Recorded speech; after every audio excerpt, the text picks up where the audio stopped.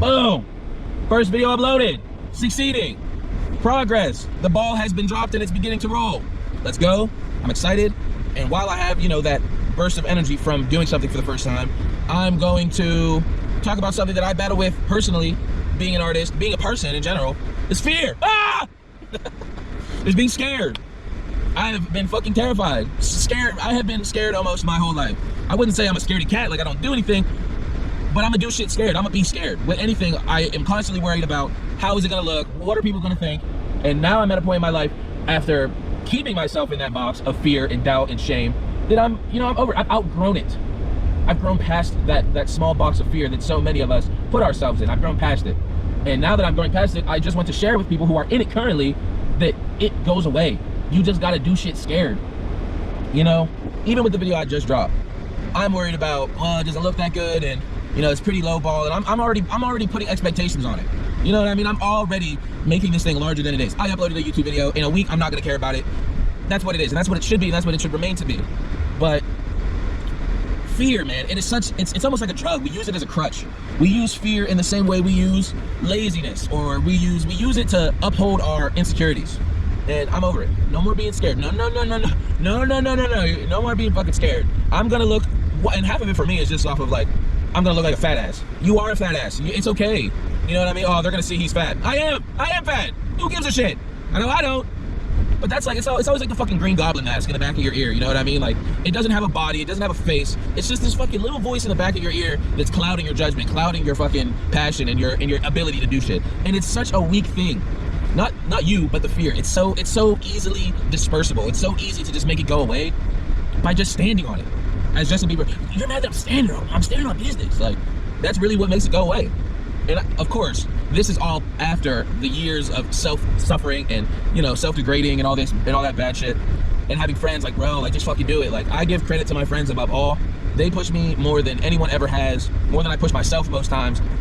And that's another big part too. You need to have people that you can fail in front of. If you have a group of friends that you feel like if you fail in front of them, they're not gonna like you anymore, those are not your friends.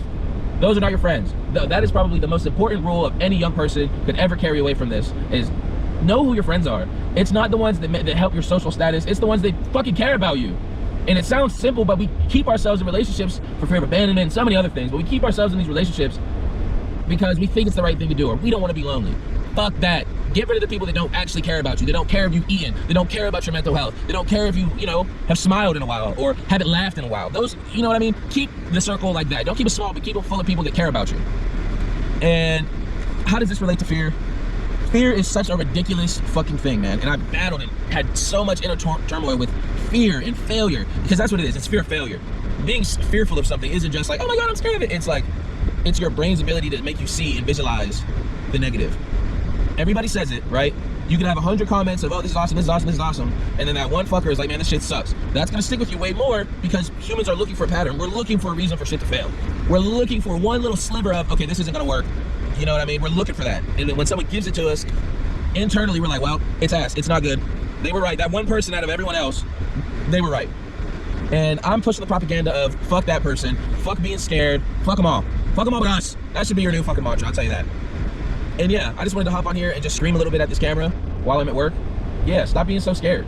And even if you do, it's like riding a bike. It's like riding a bike, man. Everyone is scared to fall and bust their ass and scrape their knees. But once you do, I bet you know how to ride that fucking bike after. Tell me if I'm lying in the comments. While I'm back in the car, mind these bags, okay? Just mind that. I am at work. One thing that I think about all the time is the indomitable human spirit, right? We hear about it all the time, but we might not necessarily understand its capacity in our day-to-day life, And one instance that I can tell to you from personal experience on how I conquered fear. So, long story short, rough custody trial for my daughter that I mentioned in the previous video. And whenever I was granted parental rights and custody over her, I was terrified that I was going to mess it up. I was just so scared that it was going to fall through. And that's another thing. And that's one thing that I feel like people are really scared is if you've made a lot of plans, let's just say that you are taking the jump, you are taking the leap to do something scary and worthwhile. And for me, almost every time I would do something, it would fall through. all the time. All the fucking time shit would fall through on me. And I don't know why. I don't know why. And part of me believes it's because I'm trying to tiptoe around it. I'm trying to have my cake and eat it too. I'm trying to play it safe and dangerous at the same time, which isn't gonna work. You have to just jump the fuck in. Whether it's good or not at the beginning, it'll get better. Right? So back to my story about custody. At first I was just scared, like, I'm looking at her like she's made out of porcelain. You know what I mean? Because I don't want to lose, I don't want her to get hurt and then I lose her and all this other stuff. But the indomitable human spirit, no matter what, I'm going through all these fears and I'm still I'm there sharp to pick her up. I'm still there, you know? My body, my will refused to allow me to succumb to my fear. And I think about that all the time. And being a father is the one thing, and a follower of Christ, those are the two things that I hold in probably the highest regard in my life or in anyone else's. Like, being a father and being a caring father, being in your child's life is it's the one thing nobody can take away from you. In my opinion, that's in my life and anything that I've ever done. That is I walked out of a courtroom or leaving a situation and I was really like, you know what, wow, like I feel like I could actually feel the impact of it. Rather than, you know, when you do stuff and people say it's important, but it doesn't feel like it. That was something that I was like, wow, like this really mattered. This is gonna send reverberations through the universe. And I think it did. I really think it did. Dabbling with fear, like I said, in the early days of me creating anything, because I've been, you know, trying YouTube and doing stuff since I was like a teenager. You know, I've always been a creative thought. I've been singing since I was a kid, whatever. Fear was the only thing that held me from actually releasing any of it. When I was a kid and you don't have any fear, sure, throw up a million YouTube videos on an account that's gonna be forgotten anyway. You know, like that's one thing. But whenever you become, you know, a little more sentient, a little more understanding of social situations, it's a shell that like hardens around you. Like you almost can't move sometimes. But maybe this is just me talking into a void and it doesn't matter. But I'm scared a lot. I'm still fucking scared. My friends know about the militia. If you know about the militia, like the fucking video. If you've heard me talk about the militia, like the video. Someone just texted me. But yeah, I'm over being scared. I'm fucking over it. I'm gonna look you in your eyes. I'm gonna shake your hand, and that's gonna be it. Because everyone is afraid of confrontation anyway. You know what I mean? Everyone hates the fucking guy who does whatever he wants, right? Like if you're when I was scared, I was the guy that whenever someone walked in and was strutting their stuff, I'm like, oh, look at this fucking guy. Who does he think he is?